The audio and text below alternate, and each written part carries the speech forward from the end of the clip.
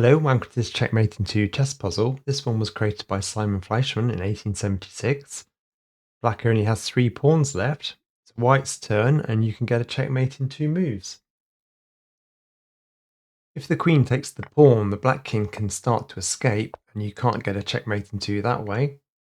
The queen moves to b2 to check the king, and the king can move over, and although the queen can move up, protected by the knight, the king still has an escape square.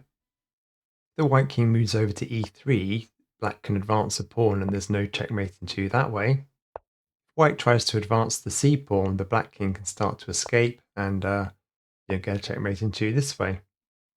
So the solution to this one is to move the pawn up to d6. The king goes to e6, the queen can move into d5 to checkmate the king in 2.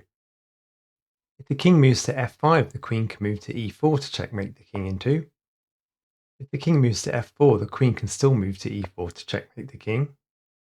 And if black tries to push a pawn, the queen can again move to e4 to checkmate the king in 2.